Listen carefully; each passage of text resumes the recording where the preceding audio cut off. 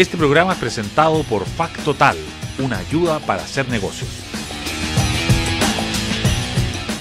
La economía es uno de los temas más importantes que se debaten en el mundo y una de las figuras más relevantes en los últimos siglos sobre la economía es Adam Smith, cuyas enseñanzas se siguen repartiendo, difundiendo, se siguen repitiendo en todo Occidente y también en otras regiones del mundo, y cuyas ideas también son muy debatidas y también muy contradichas en algunos casos.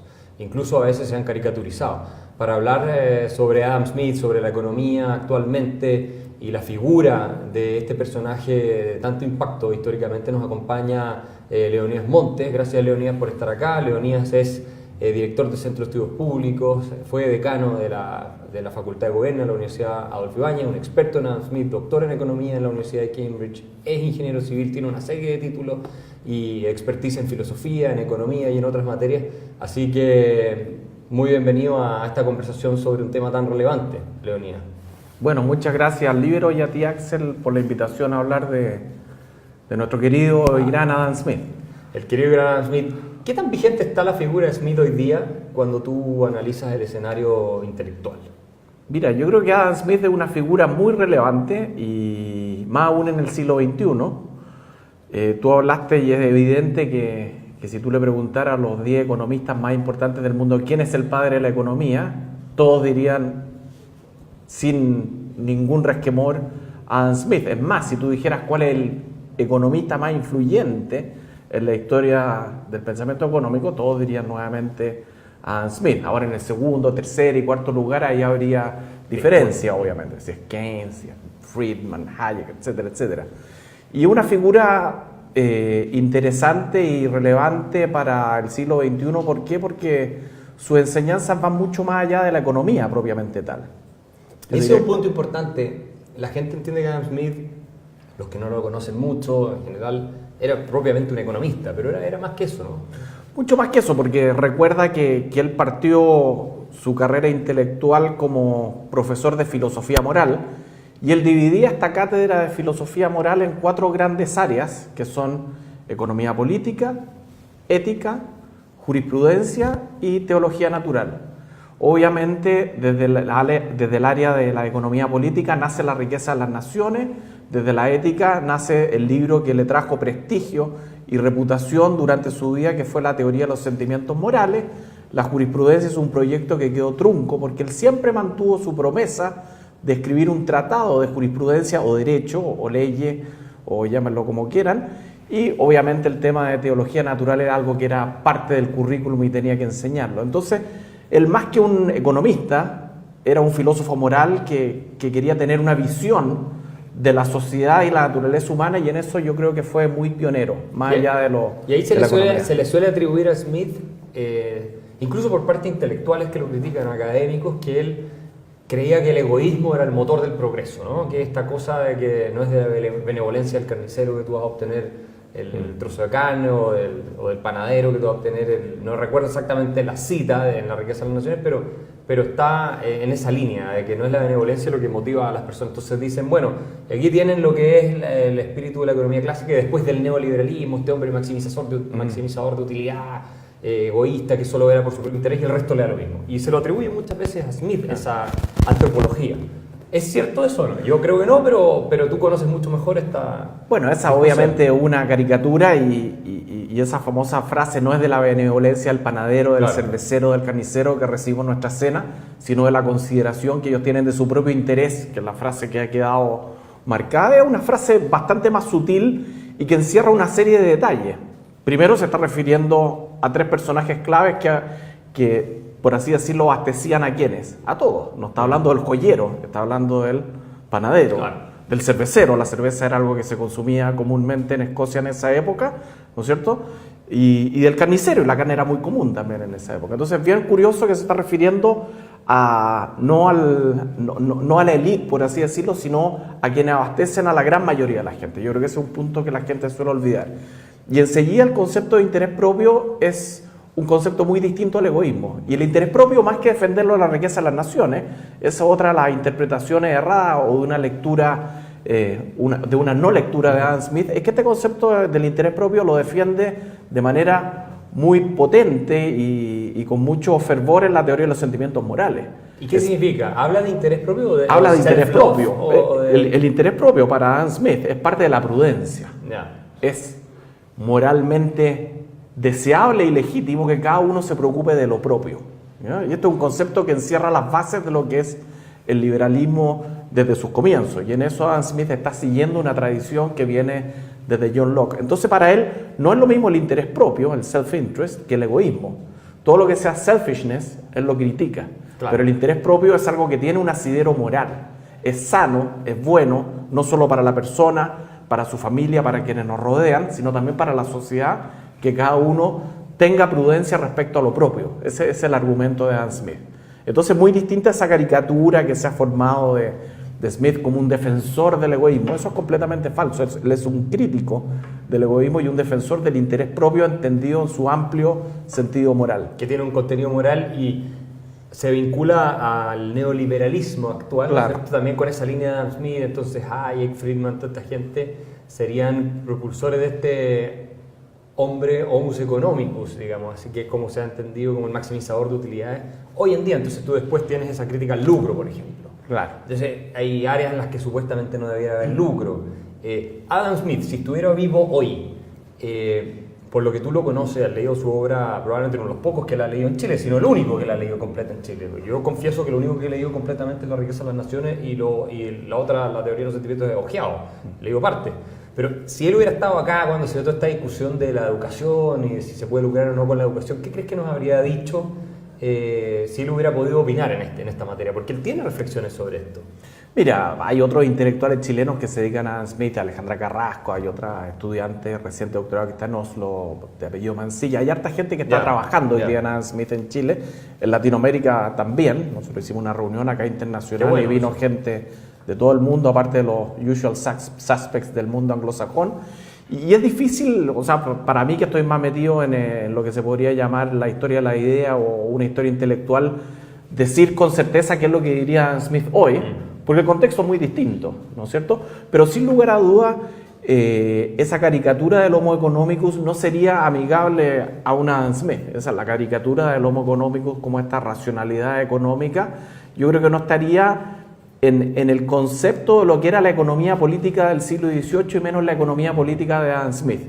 Y en eso en particular yo creo que Hayek visualizó muy bien esa diferencia. Hayek fue un gran crítico de la teoría económica como se entendía en esa época, de la teoría económica del equilibrio general en particular, y de esta caricatura del Homo economicus. ¿Por qué? Porque Hayek era un gran conocedor de la tradición del siglo XVIII, ¿ya? Y eso es lo que él llama el individualismo verdadero.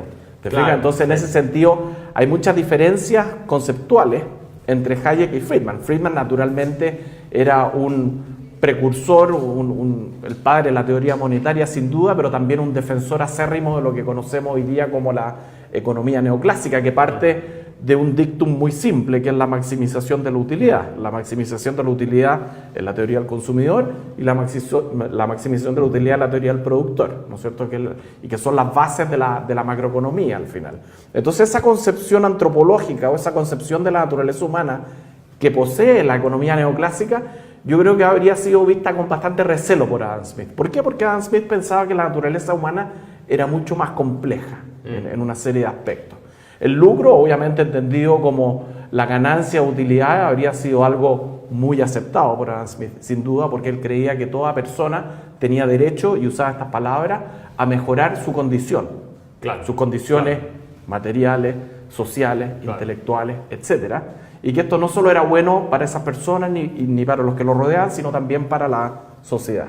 Y hay otra figura ahí que es muy importante, que se caricaturizaba, yo creo que hasta el hartazgo, que es la de la mano invisible, que supuestamente dicen, ustedes los liberales o la gente que sigue a Smith, o Smith mismo, incluso lo atacan por eso, o los neoliberales también usan ese concepto, creen que el mercado lo arregla todo solo porque creen en una mano invisible, que es una ficción y es una mentira, y el que partió con esa ficción, y es más o menos la crítica, estoy tal vez exagerando un poco, fue Adam Smith. ¿Qué es la mano invisible, Leonida? Y para entenderla, porque yo creo que la mayor cantidad de la gente dice, la mano invisible, ¿qué es esa cuestión? Y realmente queda descolocada frente a esta crítica que se hace.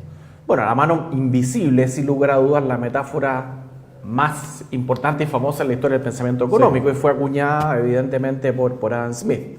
Ahora Smith, la mano invisible aparece 3 veces en la obra de Adam Smith. Primero, un ensayo de la historia de la astronomía, que es una ironía que él realiza respecto a esos que creen que los rayos y la lluvia son efectos de los dioses, del politeísmo, etcétera, etcétera, ¿ya? Y que no consideran que el mundo ya Newton lo había descubierto, cómo funcionaban todos estos fenómenos naturales. Después aparece la teoría de los sentimientos morales, en un sentido bastante parecido al de la riqueza de las naciones, pero la mano invisible más importante es la de la riqueza de las naciones, y el sentido de la mano invisible es mucho más profundo de lo que la gente imagina. ¿Por qué? Porque Smith, la caricatura nuevamente, así como muchas personas han tratado de igualar el interés propio con el egoísmo, es decir, la mano invisible, que cada individuo motivado por su propio interés produce un beneficio para la sociedad, ¿ya? Esa es la lectura simplona, ¿ya? Y no es tan así. Lo que está diciendo Adam Smith es un poquito más sutil, ¿ya? De partida, él dice exactamente eso. Cada individuo motivado por su propio interés es frecuentemente guiado por una mano invisible para promover el interés de la sociedad, ¿ya? Sin quererlo. Y hay 2 temas que son fundamentales. Uno es frecuentemente. Smith dice frecuentemente, si quiere decir no siempre. O sea, el interés propio produce el beneficio público, no siempre. El ejemplo más evidente, el gran enemigo de Adam Smith, el padre de la economía, eran los monopolios. Claro. Y por otro lado, ocupa esta idea de que lo hacen por su propio interés y sin intención alguna, sin quererlo. ¿Qué es lo que están haciendo? Promoviendo el interés de la sociedad. Ese punto es fundamental porque es lo que se conoce en economía como las consecuencias no intencionadas, las unintended consequences. Como muchas veces a partir de iniciativas individuales, de acciones humanas, se produce un beneficio público. Y ese punto es bastante complejo, por así decirlo, porque de alguna manera muestra que no siempre, y 2, que este legítimo interés por lo propio, que abarca no solo a mi persona, sino a mi familia, a los que están cerca de mí, a mis cercanos, a los que trabajan conmigo, también se extiende a la sociedad. Como por ejemplo el panadero, ¿no? El panadero, absolutamente. El panadero pan a la gente, que le provee pan, y lo hace, ¿por qué? Porque ahí viene la frase famosa después. ¿Por qué vende el panadero su pan? ¿Lo hace por caridad? Claro. No, lo hace porque va a recibir algo a cambio, que es la teoría de la microeconomía, ¿no es cierto? Que hay un beneficio recíproco, tanto del comprador como del vendedor. Hay un excedente, por así decirlo, de ambos lados. Y eso Smith lo tiene claramente establecido. Entonces, redondeando un poco estas ideas que estamos discutiendo hasta ahora, la economía de libre mercado, que básicamente consiste en que las personas puedan ir persiguiendo estos fines, estos intereses que ellos tienen, tiene un fundamento ético y moral que en los ojos de Smith que es innegable. Es decir, no es una cuestión puramente utilitaria, sino que hay de fondo un conjunto de valores sobre los que se sostiene la economía de mercado a los ojos de esta tradición liberal, y que sin esos valores y sin esa entramaje ético, digámoslo así, tal vez no se sostendría. En la economía política de Adam Smith ciertamente hay un sustento moral, y esto viene de una cuestión mucho más simple y más de una primera causa, por así decirlo, del origen, porque la competencia está basada sobre fundamentos morales, y voy a explicarlo por qué. Para Adam Smith, el concepto que siempre todos piensan que es el más relevante es la división del trabajo. Eso no es así. El concepto fundamental o fundador, por así decirlo, de la economía, para Smith, es el intercambio. Y él se refiere a algo muy fundamental, que es esta propensión, the propensity to track, barter and exchange. Esta es la clave, dice. Si no existiera esta propensión a intercambiar en la naturaleza humana, no existiría la división del trabajo, no existiría el mercado. Entonces, dice, los hombres, de alguna manera, y esto lo explica de manera maravillosa en sus clases, en sus lectures y en La riqueza de las naciones también, dice, esta propensión no me interesa, dice en La riqueza de las naciones, ver si esta propensión es algo con lo que nace el hombre o, como parece más probable, sea la consecuencia del lenguaje y la razón. Obviamente él se inclina por el lenguaje y la razón, por la persuasión. Esa es la palabra clave. Cuando tú intercambias, ¿qué es lo que hay? Persuasión. ¿Ya? Entonces él se da cuenta de algo muy simple. Como Smith es un precursor también de Darwin, él se da cuenta de la evolución de la sociedad y cómo desde los primeros estadios de la sociedad con los cazadores y recolectores había trueque, después había barter, que es permutar, donde se cambia un servicio por un bien, y después el intercambio a través del uso del dinero. Pero siempre ha existido intercambio. Y esto parece ser, de aquí parte todo. Y esto es muy interesante porque cuando él se refiere al intercambio, y este es el fundamento moral del mercado y de la competencia, él dice, yo nunca, dice algo que parece simple, pero muy profundo a la vez. Él dice, yo nunca he visto a un perro intercambiar un hueso con otro de manera honesta y deliberada. ¿Ya? ¿Y qué es lo que está diciendo? Claro, los perros intercambian huesos, evidentemente, intercambian huesos. Le pega un mordisco, sale arrancando con el hueso. ¿Hay un intercambio de facto? Sí. Pero el intercambio en los seres humanos es honesto y deliberado. Y usa dos palabras que son muy decidoras en este aspecto moral. Usa la palabra fair and deliberate. Y la palabra fair, Adam Smith la elige de manera muy acuciosa. ¿Por qué? Porque la palabra fair es una palabra que no tiene traducción al español. No tiene, no. Sí. Es justo, es honesto, es el fair play, pero el fair es un concepto moral que tiene que ver con la sociedad. Claro. No es algo que se impone desde arriba, no son reglas de justicia, sino que es fair, el fair play, ¿no es cierto? Entonces una palabra muy precisa, el intercambio tiene que ser fair and deliberate. Si no es fair y no es deliberado, si no es deliberado, un robo. Es un robo, claro. ¿No es cierto? Claro. Yo te pongo una pistola, claro, y hay intercambio, claro, sí, pero un robo. Y si yo no estoy escondiendo información, es un engaño, una estafa. Si no he informado, no es fair. Claro, claro. ¿Te fijas? Claro. Entonces, todo el aparato económico se sustenta o se funda sobre esta concepción de intercambio que tiene un sustento moral. Sí. Sí. Y déjame ir un poquito, porque generalmente se piensa que la riqueza de la nación es un libro de economía, y es cierto. Y Smith hace juicios de hecho. La riqueza de la nación son facts. Son juicios de hecho, pero siempre estos hechos tienen implicancias morales. Una de ellas es el concepto del intercambio, que es una observación empírica también. Después cuando él en el fondo adelanta lo que va a ser el progreso y el desarrollo económico que vendrá después de la revolución industrial, él también dice qué sociedad es mejor, aquella que va a progresar y va a seguir el camino de la civilización, claro, o aquella sociedad salvaje donde los niños mueren porque se dejan de lado, donde no hay ningún aprecio por los mayores, que hay que dejarlos morir. Entonces siempre hay implicancias morales a partir de hechos. Y tú mencionas un tema que es clave, porque la forma de hacerse la propiedad de otro es, como bien dice Smith, tú recuerdas aquí, o se la robo, o lo engaño en un intercambio falso, exacto, o bien en un intercambio honesto, o bien me lo regala, que ya sería una cosa de gratuidad, pero Corcel Senuil, que estuvo en Chile, tú lo sabes, en el siglo XIX, todo, que era un lector de Smith, un gran seguidor de Smith, lector. Él dice que el mercado, precisamente esta propensión de intercambiar de manera honesta, civilizada, respetuosa, fue la principal fuente, ¿no es cierto?, del desarrollo de la civilización. Es decir, es propiamente civilizado utilizar el mercado como medio de intercambio. Lo contrario sería la barbarie, la incivilidad.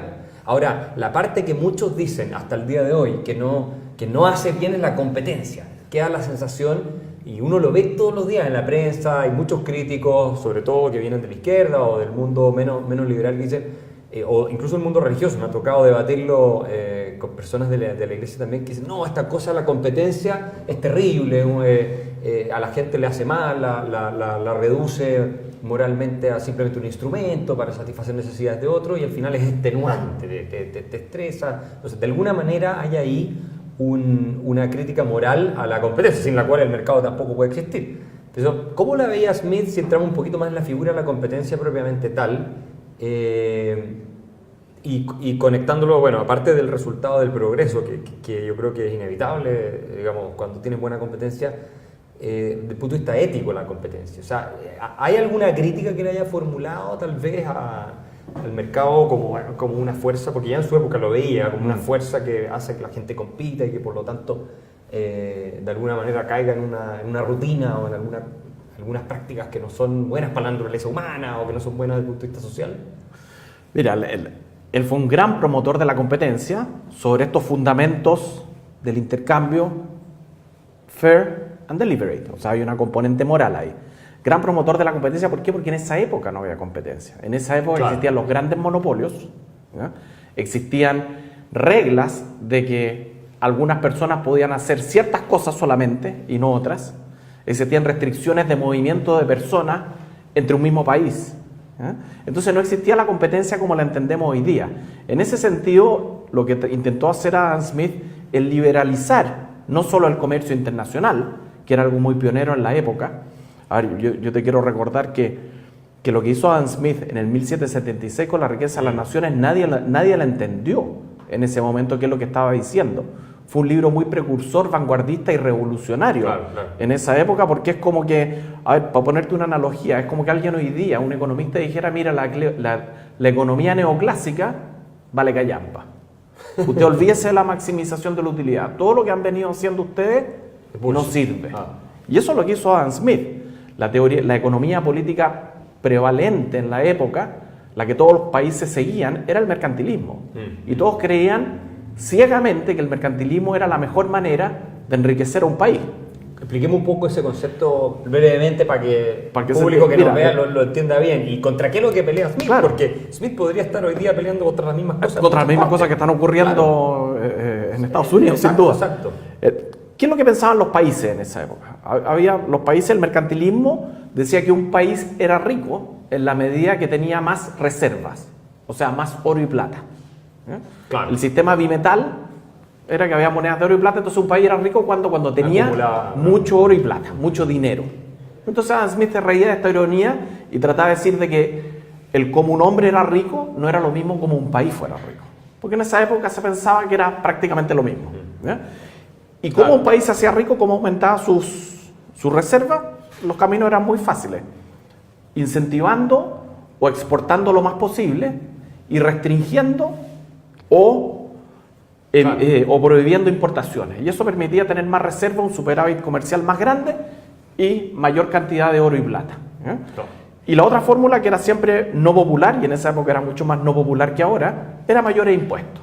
Y los reyes, los impuestos siempre era un tema complicado porque producía reacciones.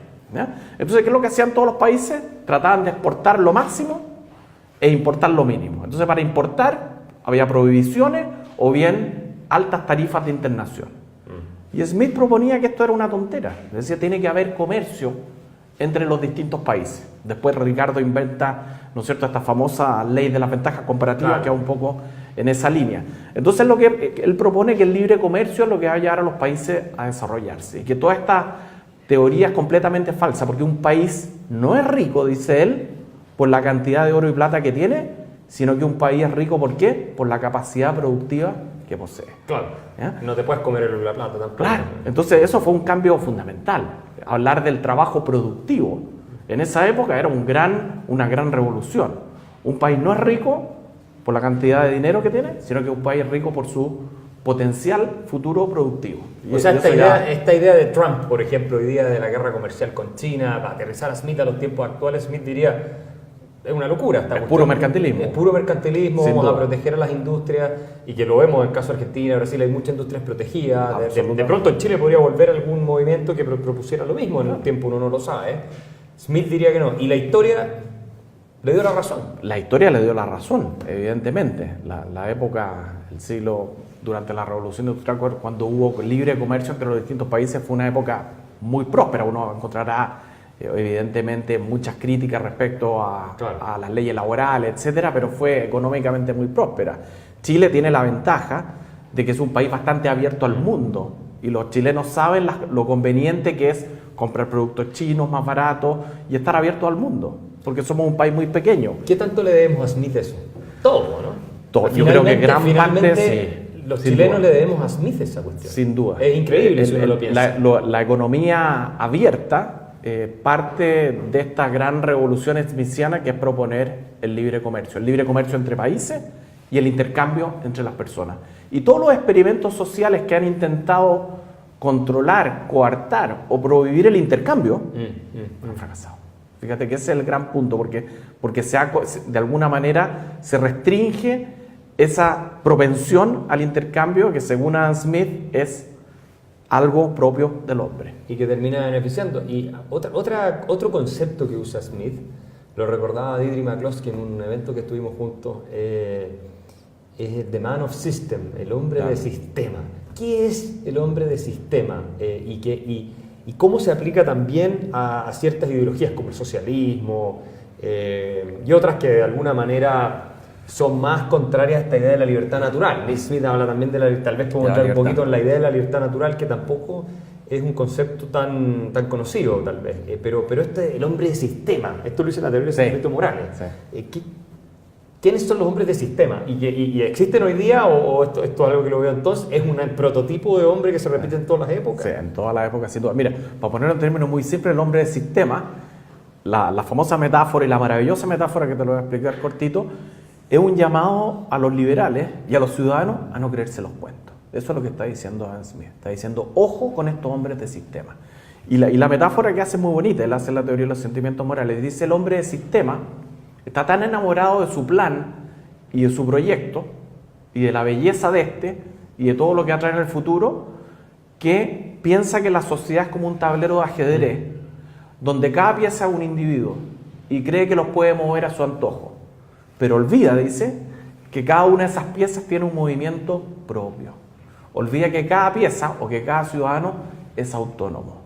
¿Ya? Entonces lo que está haciendo es un llamado ¿a qué? A que haya una sociedad liberal entendida en el sentido de que cada uno es libre de elegir cuál es su proyecto, cada uno autónomo para tomar sus decisiones. Y en ese sentido, lo que hace Adam Smith es decir, ¿qué es lo que nos está diciendo? Oye, ojo con todos los iluminados, estos que están en el poder, que son los grandes políticos, que creen saber lo que es mejor para la sociedad y tienen un plan maravilloso y quieren movernos como si fuéramos piezas de un ajedrez, ojo con ello. Entonces, también es un concepto muy potente, y que lo haya dicho en esa época, en el año 1759, porque esto es de la teoría de los sentimientos morales.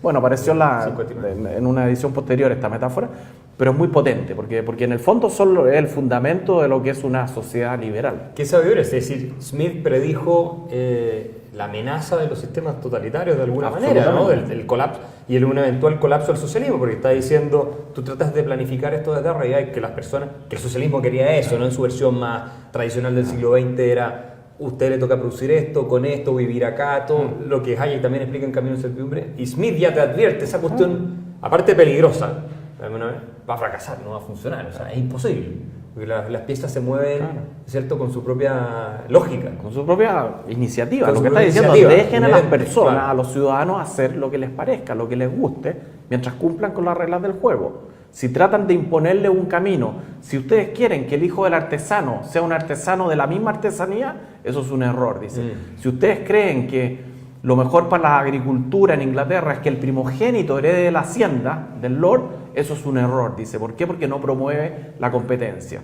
Él critica en esa época el sistema latifundista de que el primogénito es el que heredaba, por ejemplo. Claro. Porque dice, eso no promueve la competencia. Estos se transforman en grandes latifundistas que viven ¿de qué? De la renta. De la renta.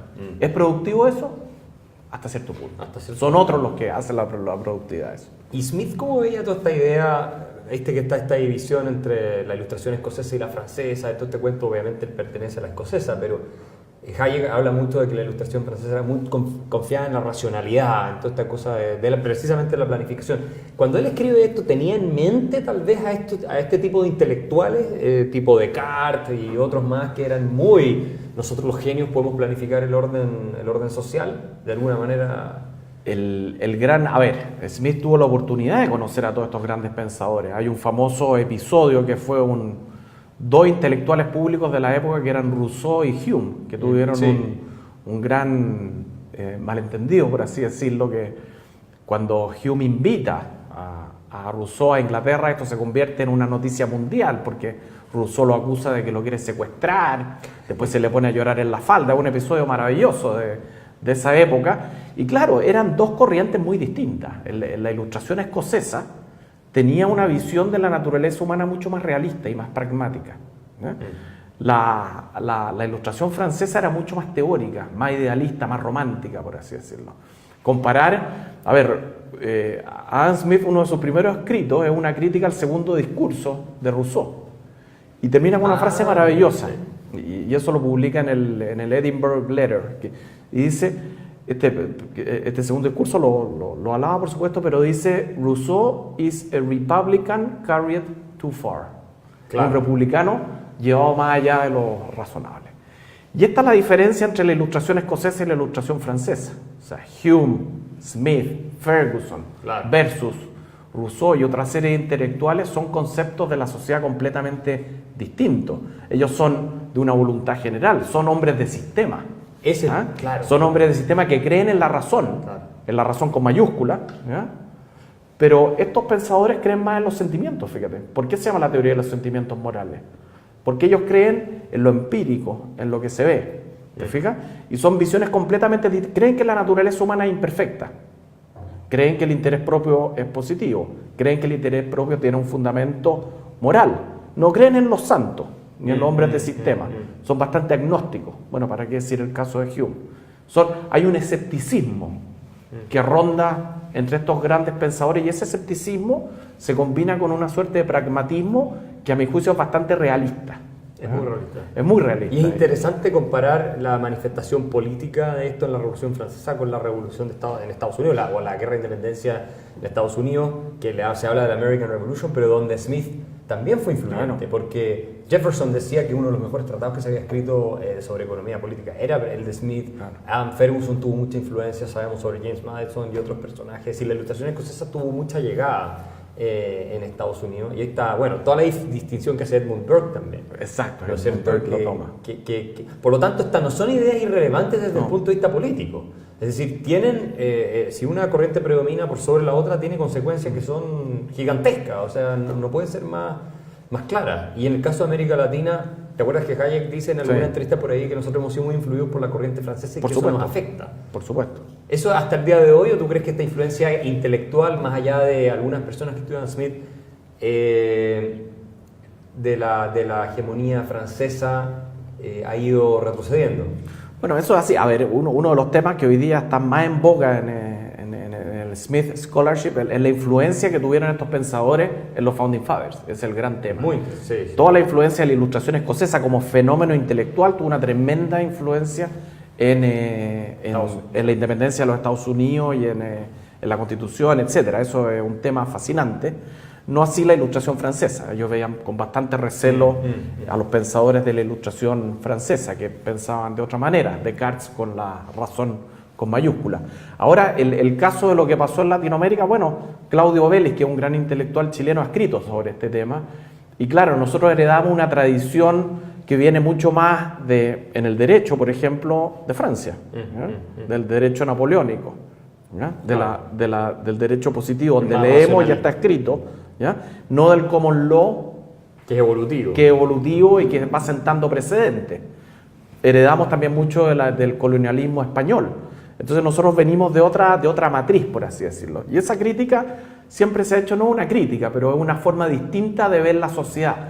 La sociedad nuestra son más estáticas, las leyes parecen decirlo todo. En la tradición anglosajona las leyes se van adaptando. Y hay precedentes, y se ocupa el caso de este contra el otro. Entonces es una sociedad mucho más evolutiva en el sentido de que hay una adaptación de las costumbres a las normas, que en nuestro mundo es más difícil, porque son leyes que se imponen, que tenemos que modificar, etcétera, y son las que rigen nuestro comportamiento. Entonces, Claudio Vélez vio eso de manera brillante en un libro que publicó hace mucho tiempo, y hay cierto sentido al respecto. Qué interesante, y Alberti también hace esa extensión. Absolutamente. ¿Cierto? Ahora, para ir... Los liberales de argentinos, claro. Los liberales argentinos hacían y Andrés Bello también. Andrés Bello tiene la gracia de que, siendo el padre de nuestro derecho, también tenía una concepción bastante liberal de la ilustración escocesa. Sí. Y adaptativa, es un personaje... Un lector de Smith también. Absolutamente. Entonces, para ir ya, vamos terminando. Lamentablemente podría hablar horas aquí, pero un par de ideas más que me gustaría tocar y luego vamos a tener que, por razones de tiempo, dejar la conversación pendiente a otra oportunidad, pero la idea de libertad natural de la que habla Smith, ¿a qué se refiere cuando habla de libertad natural? Es un concepto que también se trata poco, en la discusión se conoce poco. Algunos interpretan que esta es la libertad de hacer lo que cualquiera quiera, poco menos, y que por lo tanto no hay un respeto como sí podría haberlo en otros, o un respeto por la comunidad, un cuidado por las cosas comunitarias, por las cosas más colectivas, y es muy individualista en ese sentido. ¿A qué se refiere con ese concepto? Libertad natural, más natural, porque no es la libertad civil, no es la libertad natural. Mira, la libertad natural en el caso de Adam Smith claramente era un defensor acérrimo del concepto de libertad individual. ¿En un sentido negativo? En un sentido negativo y un poquito positivo, pero te lo voy a explicar por qué. Ya. Pero negativo en que nadie tiene que recibir coerción en el sentido de Hobbes, ¿no es cierto? Claro. Libres de interferencia, ¿ya? Pero todo esto se funda sobre un concepto mucho más importante, que es las sagradas leyes de la justicia, ¿ya? Smith parte diciendo que el edificio de la sociedad se construye sobre reglas de justicia, sobre el rule of law. El rule of law es fundamental. ¿Ya? Esa es la base. Y después viene la libertad. Y el Estado juega un rol ¿ya? esencial en y el rule Estado of law. juega un rol fundamental en el rule of law, y la sociedad, esto es lo interesante, juega un rol fundamental en el rule of law, porque las normas, las reglas, las leyes se van adaptando y van evolucionando por la misma sociedad. Este es el common law de alguna manera. ¿Te fijas? Entonces, la libertad es sagrada. Cada uno es libre de hacer lo que quiera mientras no le haga daño al otro. Mi libertad termina donde empieza la tuya. Este es el concepto que después toma John Stuart Mill y que no es novedoso, ni único, ni original de Adam Smith, pero él parte, y la libertad económica para él es muy importante. La libertad económica de que cada uno, protegiendo su propia propiedad, y para Smith la propiedad también, como era común en el siglo XVIII y XVII, tiene un sentido amplio. La propiedad no es solo material, claro, sino que también la propiedad tiene un sentido moral. Por eso nosotros hablamos de un acto de actuar con propiedad, ¿no es cierto? No es propio que alguien tenga esta conducta. ¿Te fijas? Esa palabra tiene una connotación moral que también se recoge en esa idea de la propiedad como algo sagrado también. ¿Te fijas? Entonces la libertad de las personas para hacer su propio proyecto, para emprender iniciativas distintas, para construir cosas distintas, eso es un imperativo para Adam Smith. Pero todo esto tiene que estar dentro, sin olvidar de la que el comunidad. Individuo es parte de la comunidad, sociedad. claro. O sea, esta idea del zoon politicón, del animal social aristotélico, está muy presente en estos pensadores. Nosotros, dice, no tendríamos sentido de lo que es bueno o malo si no viviéramos en sociedad. Claro.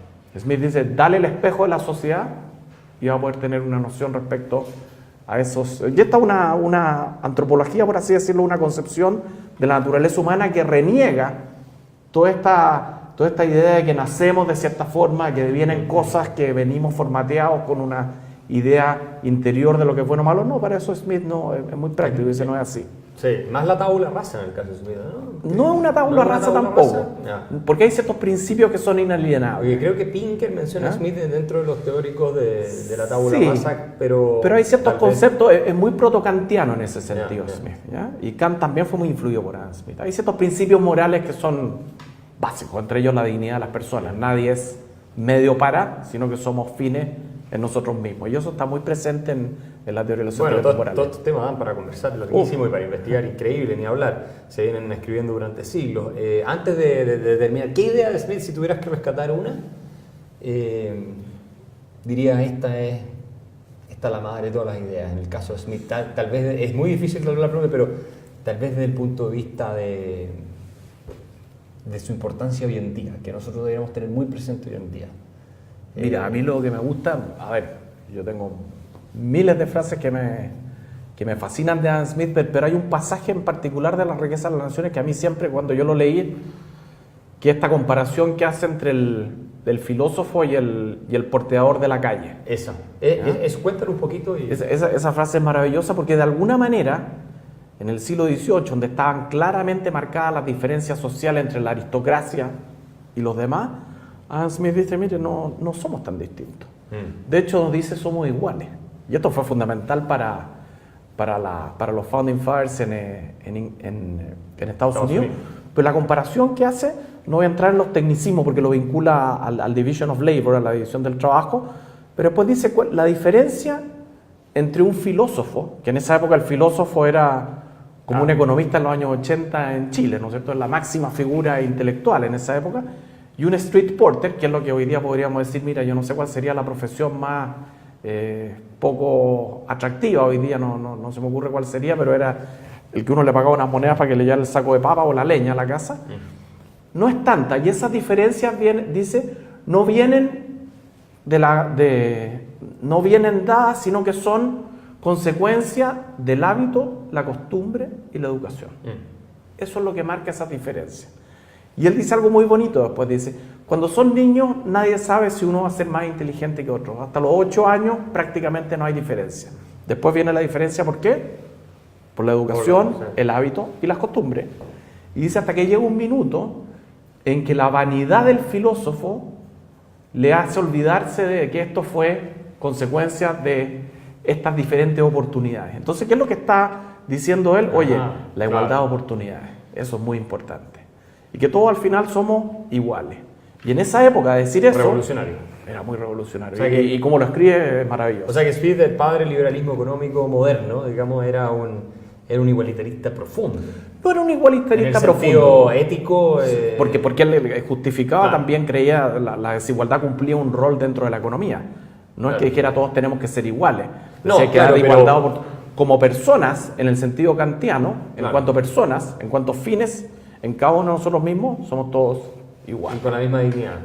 Bueno, Leonidas, muchas gracias. La única pregunta que me queda por hacer es ¿cuándo viene el libro de difusión para explicar estas cosas al público? Falta un buen libro de Adam Smith explicado a las grandes mayorías. Te fijas que tal vez no van a tener el tiempo para leer La riqueza de las naciones, las teorías científicas, que son libros larguísimos y aparte son bastante complejos. Sería un proyecto interesante.